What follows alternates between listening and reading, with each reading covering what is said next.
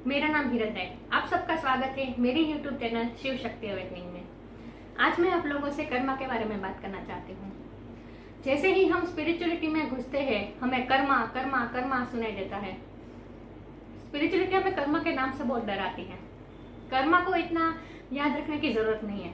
कर्मा के लोग को सिर्फ इसीलिए याद रखना जरूरी है कि हमारे सामने जो सिचुएशन आती है, हमारी लाइफ में जो जो सिचुएशन बनती है, वो हमें पता हो। कर्मा को याद रखने से हमें पता होगी कि जो सिचुएशन आई है वो हमारी वजह से आई, हमारे कर्मों के हिसाब से आई है। तो हम दूसरों को ब्लेम नहीं कर सकते हमारी सिचुएशन के लिए। और हमारी सिचुएशन की रिस्पॉन्सिबिलिटी, हमारी लाइफ की रिस्पॉन्सिबिलिटी हम खुद ले सके और दूसरों को ब्लेम ना करें, सिर्फ इसीलिए हमें कर्मा के लोगों को याद रखने की जरूरत है।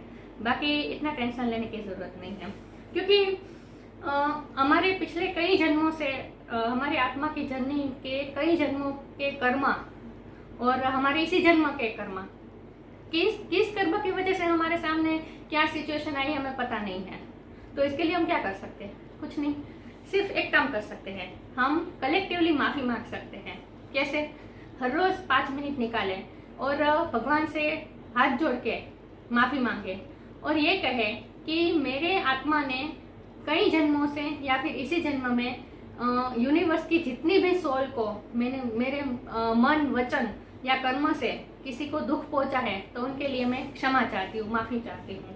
इस तरह कलेक्टिवली माफी मांग सकते हैं। इससे क्या होगा कि हमारे कर्म के फल से तो हम नहीं भाग सकते, वो तो हमें मिलेगा ही, लेकिन हमारे कर्म रिजॉल्व होते जाएंगे और हमारे कर्म रिजॉल्व होते जाएंगे और हम प्योर फॉर्म में आते जाएंगे। तो हमें जिसके बारे में भी हमें ये लगे कि ये इसके साथ हमारा पिछले जन्मों का कर्म बाकी है, कर्म के लेन देन बाकी है, उनके साथ तो हमें और प्यार से पेश आना है, उन्हें तो और प्यार देना है।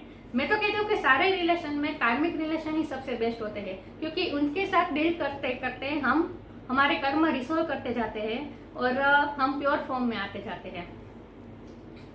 तो पिछले जन्मों के या इस जन्म के कौन से कर्म का बदला हमें मिल रहे हैं वो हमें पता नहीं है, लेकिन इस तरह हम कलेक्टिवली सब आत्माओं की माफी मांग के थोड़े बहुत कर्मा रिसोल्व कर सकते हैं और कर्मा से पैदा होने वाले सिचुएशन में हम आसानी से निकल पाते हैं। अब दूसरा कर्म क्रिएट ना हो, इसके लिए क्या करना है, क्या कर सकते हैं? तो सिंपल है, हमारे हर विचार में, हर क्रिया में सेंटर हमें भगवान को रखना है। मतलब हमें भगवान के साथ ऑनेस्ट रहना है। भगवान को हमें ऑनेस्टली सारी बात करनी है। हम क्या सोच रहे हैं, हम क्या कर रहे हैं, हम क्या करना चाहते हैं, हमारे इंटेंशन क्या है, सब कुछ हमें भगवान के साथ शेयर करना है।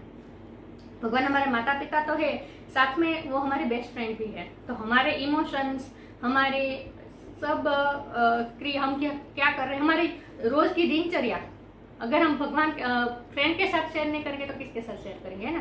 तो हमें हर रोज भगवान को सेंटर रख के जो भी कर्म करना है वो भगवान को सेंटर रख के ही करना है। तो इससे क्या होगा कि हमसे गलत कर्म क्रिएट नहीं हो गए, क्योंकि जब हम भगवान को सेंटर रख के भगवान से ऑनेस्टली सब बातें करके, भगवान से कुछ नहीं छुपाना है, ऑनेस्टली सब भगवान को कह देना है, तो इससे क्या होता है कि भगवान हमसे गलत काम करवा ही नहीं सकते, हमसे गलत काम क्रिएट होगा ही नहीं।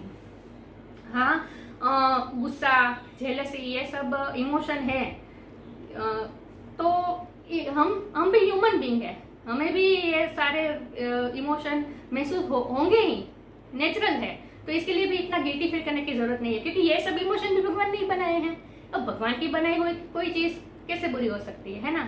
तो हमें, अगर हमने गुस्सा आया, इट्स ओके, ऐसे ही नेगेटिव फीलिंग्स आई, इट्स ओके, लेकिन तुरंत कॉन्शियस हो जाने के बाद उसे हमें भूल जाके हाई फ्रीक्वेंसी में फिर आ जाना है और इसके लिए फिर गिल्टी फील नहीं करना है।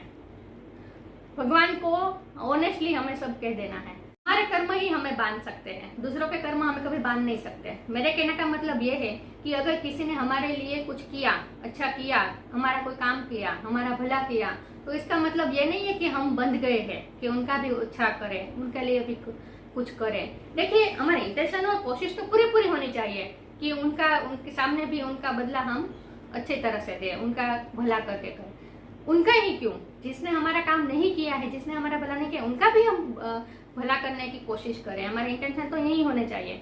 लेकिन कई बार सिचुएशन फेवर में नहीं होती और हम उनके लिए कुछ नहीं कर पाते, तो इट्स ओके, इसके लिए गिल्टी फील करने की जरूरत नहीं है। हम ऐसे बंध नहीं गए हैं, क्योंकि उन्होंने हमारा भला किया तो वो उनके अच्छे कर्म में लिखा गया और उनका बदला भी, अच्छा कर्म का बदला भी उन्हें मिलेगा ही। तो हम इस तरह बंध नहीं गए हैं कि हमें भी उसके अच्छा करना होगा। अगर सिचुएशन फेवर में होगी तो करेंगे, अगर नहीं होगी तो इट्स ओके, इसमें इतना गिल्टी फील करने की कोई जरूरत नहीं है। सेम उसी तरह हमने भी किसी का अच्छा किया तो इसका मतलब ये नहीं है कि हम ये एक्सपेक्टेशन रखें कि वो भी हमारा साथ अच्छा करे, वो भी हमारा बदला अच्छी तरह से दे, क्योंकि हम किसी को ऐसे बांध नहीं सकते। स्पिरिचुअलिटी हमेशा ओपन माइंडेड सिखाती है, ओपन माइंडेड रहना सिखाती है, एक्सेप्टेंस लाती है।